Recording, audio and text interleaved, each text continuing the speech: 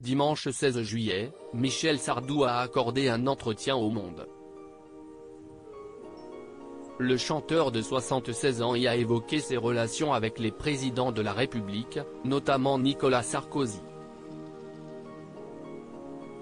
Amis avec l'ancien chef de l'État, ils se sont pourtant brouillés après une blague vexante lors d'un rendez-vous à l'Élysée.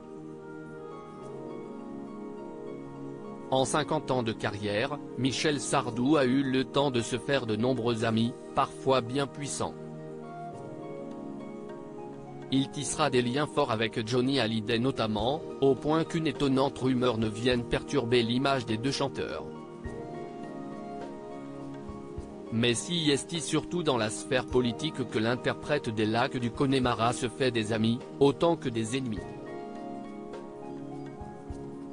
Car le moins que l'on puisse dire, si est-il que l'artiste n'a jamais eu sa langue dans sa poche, ouvertement de droite depuis des décennies, il s'en est régulièrement pris à des personnalités de gauche, en atteste sa violente attaque contre Sandrine Rousseau en janvier dernier, lorsqu'il avait appelé à une marche en faveur du mari de l'élu écologiste. Un placement sur l'échiquier politique qui lui a en revanche valu d'être très proche du dernier président officiellement de droite, un certain Nicolas Sarkozy.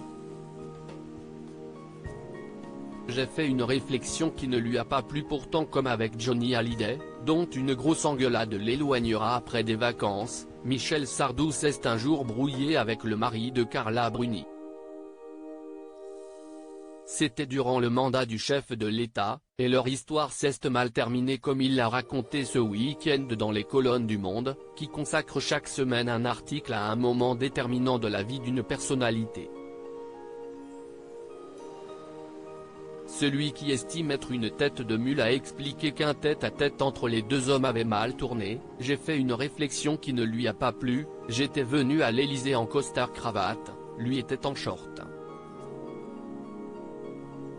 Je lui ai dit, cela ne fait pas très président de la République, et il s'est fâché, se souvient le chanteur de 76 ans. Ils finiront par se réconcilier quelques années plus tard, Michel Sardou ayant présenté ses excuses au président de la République sur Europe 1 avant de lui déclarer son amour.